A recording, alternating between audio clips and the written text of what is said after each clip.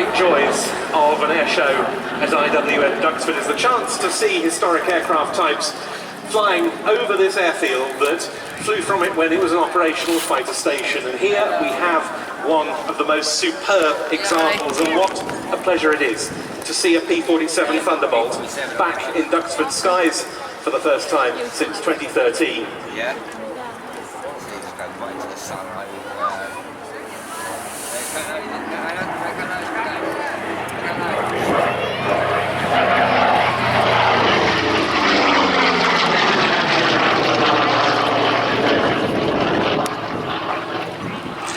This was one of the biggest and heaviest single-engined fighters of the Second World War period, a remarkable machine. And while it may look a bit of a brute, bomber escort fighter able to accompany the US Army Air Force's bombers, the B-17 Flying Fortresses like the one we're going to see later, and the B-24 Liberators deep into Germany.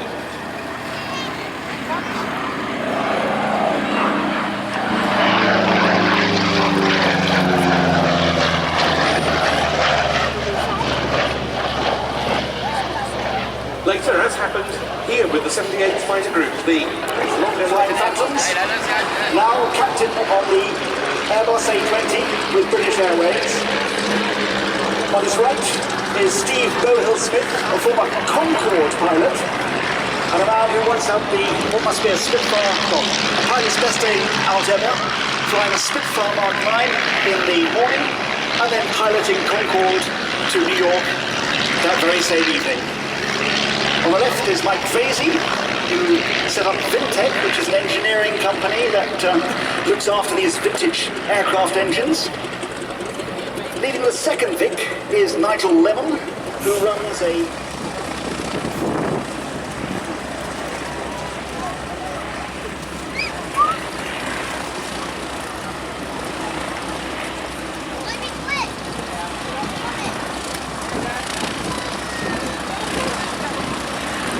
They make it look so easy, but this is actually very difficult to fly that accurately. This was the virtue of the Tiger Moth. It's an easy aeroplane to fly, and a very difficult aeroplane to fly well. You'll see it being flown very well today.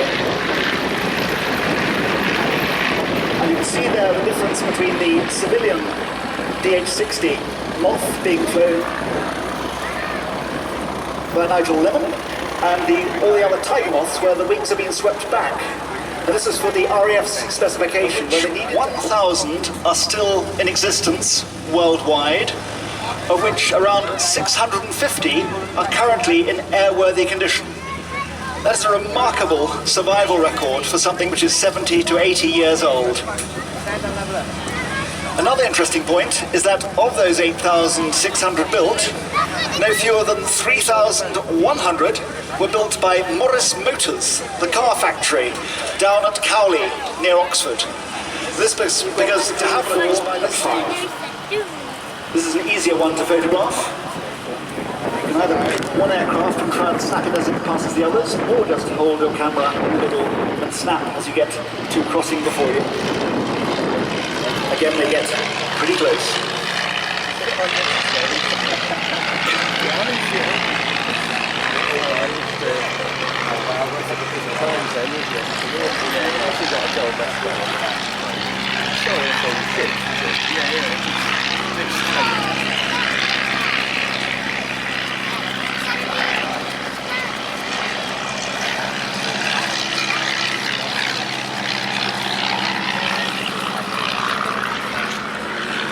And now the teams will form themselves into one long big line for a big flypast. The Stearns from right to left, with their glamorous girls on board, brave glamorous girls, already starting their routine. Give them a wave.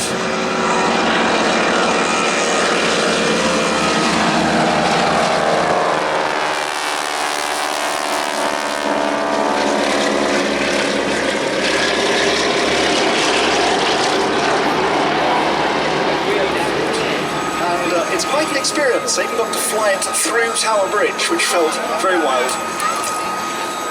Oh, Stearmans are coming in. I'll let you cross over back to Ben. Thank you.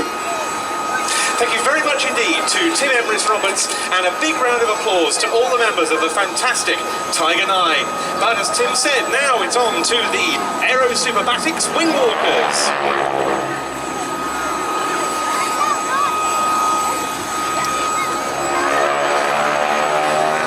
Two 450 horsepower Boeing Stearman Model 75 cadets, two very experienced pilots, two tremendous girls on the wings, and one of the great air show spectacles.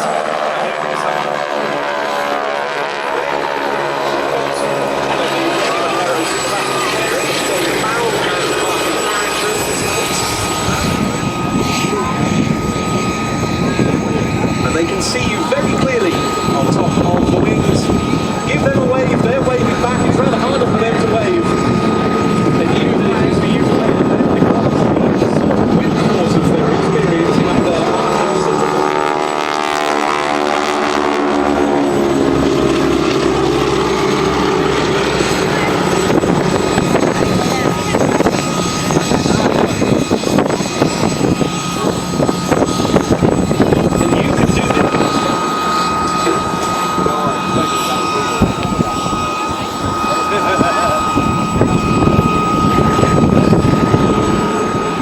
Swiveling around on these rigs that Aerobatics have devised. You can see why so many of the girls that they use for trained gymnasts.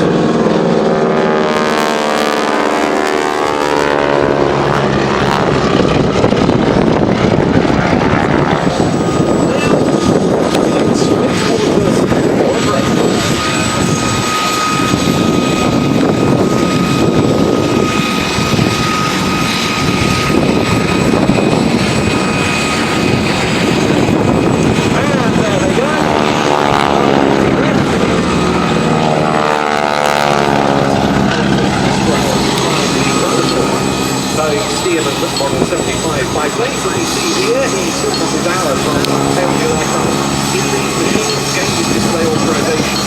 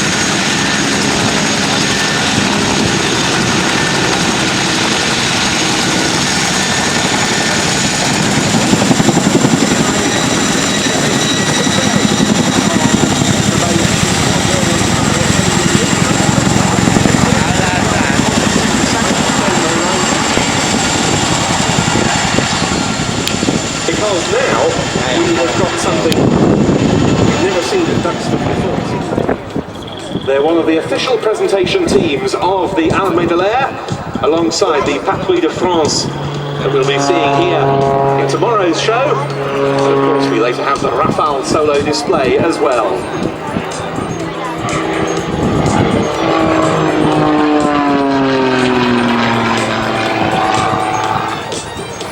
This is a fabulous routine from one of the world's true masters of the aerobatic art.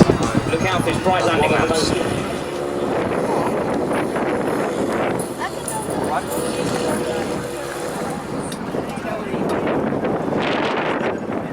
The Chinook's size often hides its ability, power and performance, but it never fails to impress.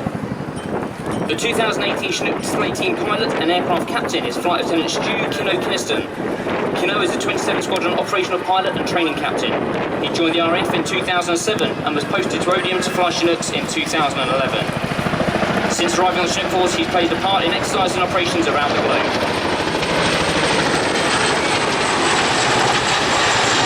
Operational tours included the Falkland Islands, 4 operational tactics in Afghanistan, and he's amassed over 1,300 hours on site, effective operations around the world. The co-pilot speeds, pitch and roll parameters and distances, alongside other information configuration to allow Kino to fly visually out of the window. They provide him the ability to fly to the edge of the limits, but the confidence not to go beyond.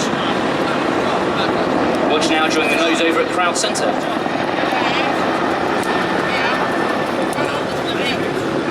Descending as he runs out to the right, he'll now pull up into another pedal turn.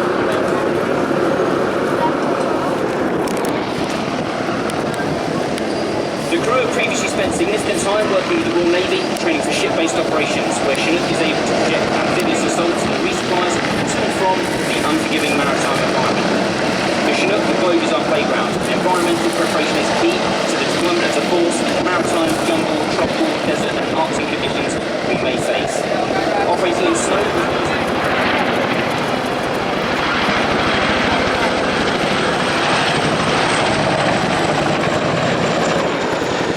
You also get to see the amazing underside view of this beautiful machine and its unique contra-rotating blade design that makes Chinook what it is.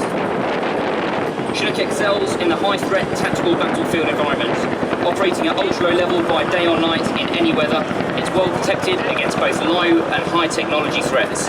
Battle tolerant and able to self-defend, IF Chinooks are most at home when on challenging missions. Operationally, Chinook has a 4-person crew, 2 cockpit and 2 cabin. That is the epitome of team and embodies the crew spirit famous amongst RF aviators. The aircraft now goes through about 80 degrees, nose down quick stop to fly sideways.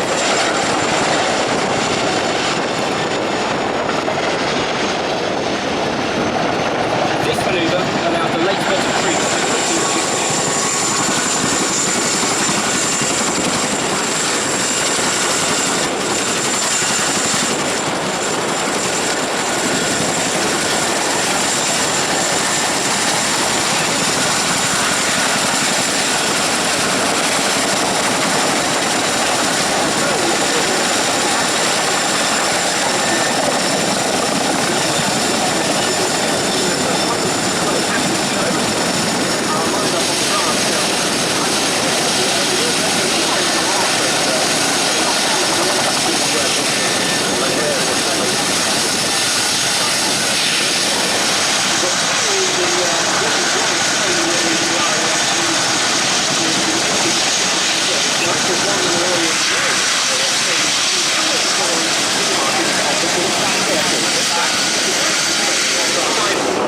So many great aerobatic teams on this aircraft, and the Trig team is certainly one of them.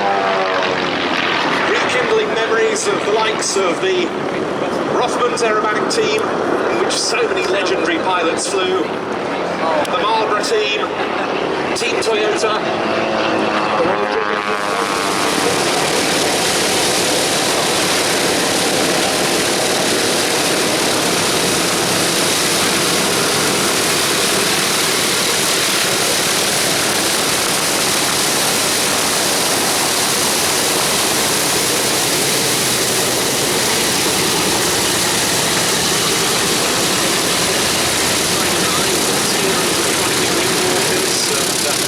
later on to come the T6s and the T28, and having seen objects in that room further.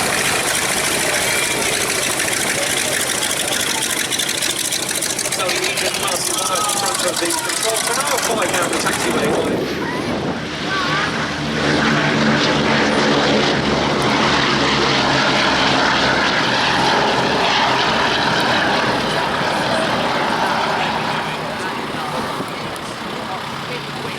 Well, what can you say about this aeroplane and the team behind it? But mainly it's down to private funding, the efforts of the Sally B Supporters Club in keeping this aircraft flying. And that it does as an aerial memorial to the men of the 8th Air Force through the British soil.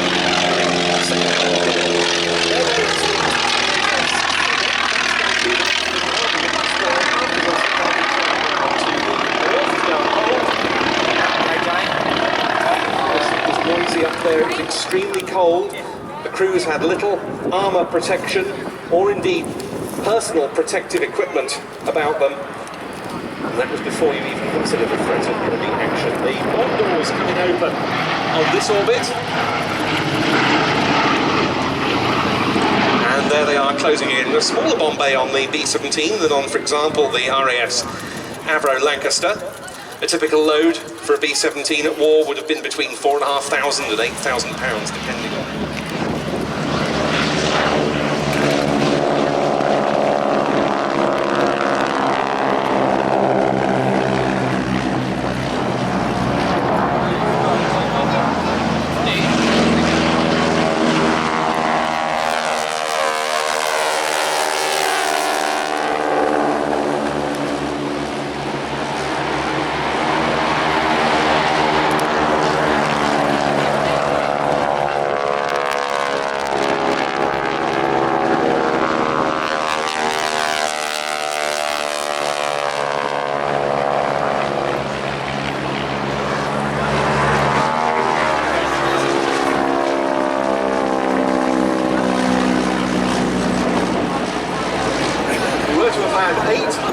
One of them was the preservation of this aircraft in flying condition, and it was displayed for us today by Andrew Dixon and Peter Cowpers. And as ever, slowing almost to walking pace before lowering the tail wheel. Well, we're sticking with American aircraft now, but a rather different genre, and it's back to the training world, and an aircraft that was used as a trainer, but also had a significant number of frontline roles.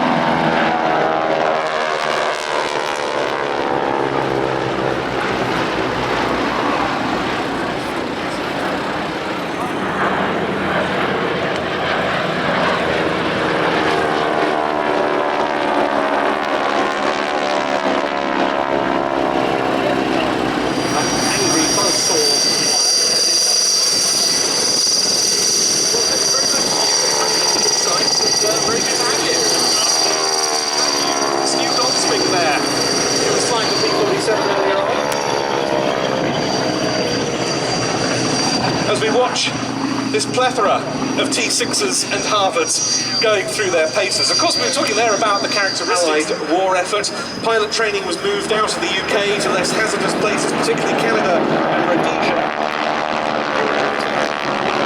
67,000 aircrew, including in excess of 50,000 pilots, passed through its facilities in numerous countries. Cirrus Aircraft UK in the hands of Pete Kinsey.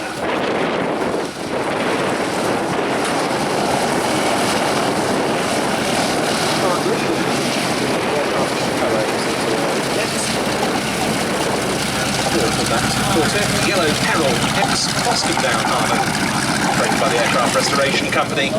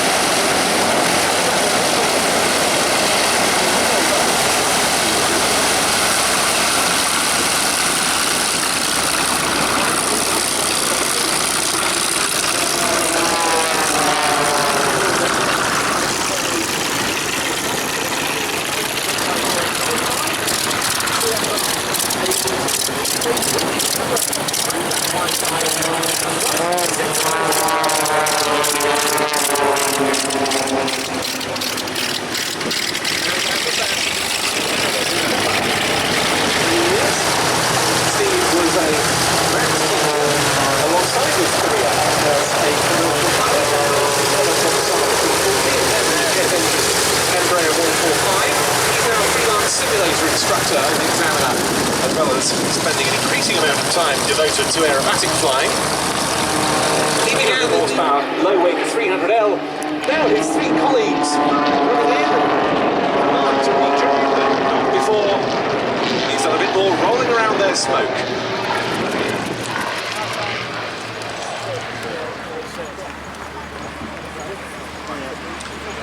And they also thank their sponsors as we get the Corsair to be followed by the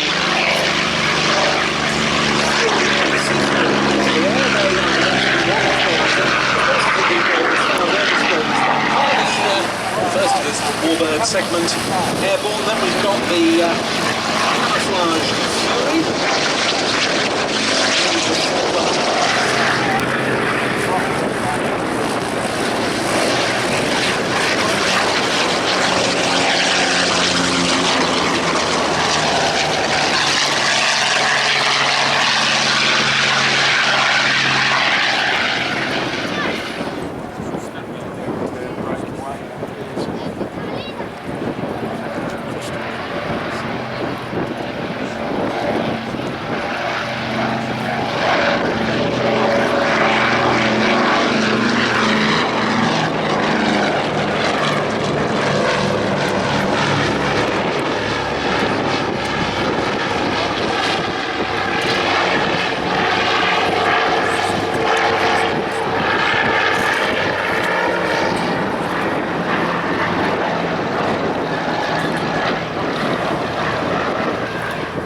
As I was saying, the Catalina was one of the aircraft, together with the Sunderlands and the long-range Liberators, that managed to plug the gap in the middle of the Atlantic, where the maritime aircraft. Look out this time to the left.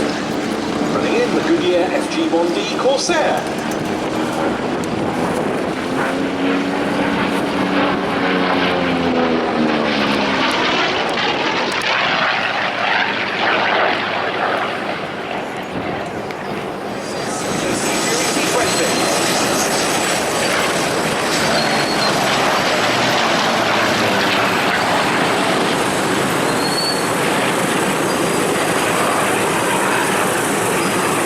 Impressive enough as a naval fighter. In February 1945, it went into squadron service that October.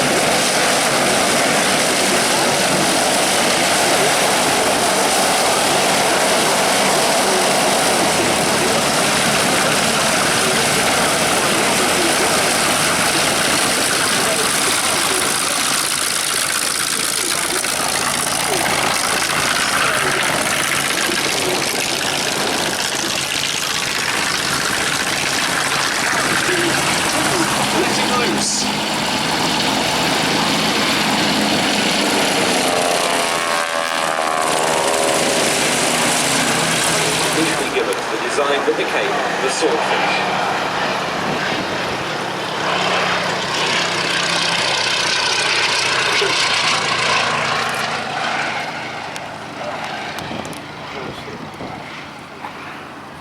The first swordfish flew in 1934.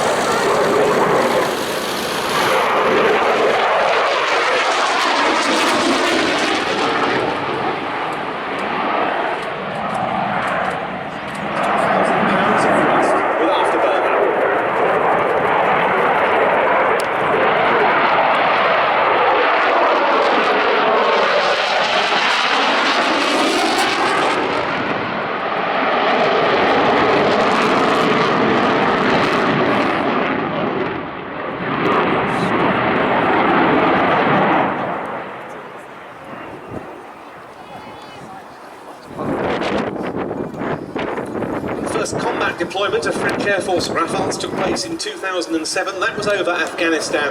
They've been active in a wide variety of campaigns since. They really came to prominence during the operations in Libya in 2011. They were involved right from the start of that campaign.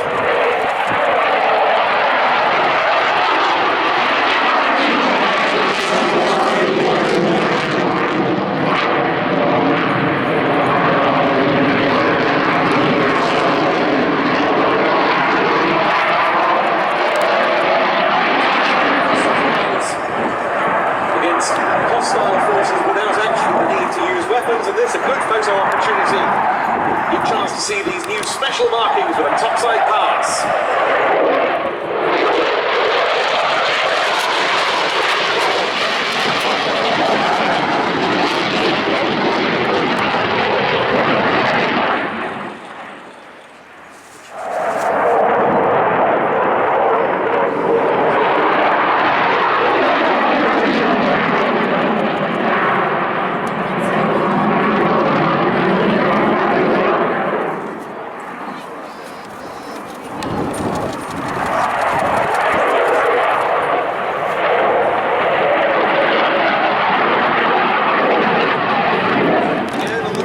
Of May 1940, and the RAF put up as many frontline aircraft as it could to support the evacuation. And here's one of them, this Spitfire 1A.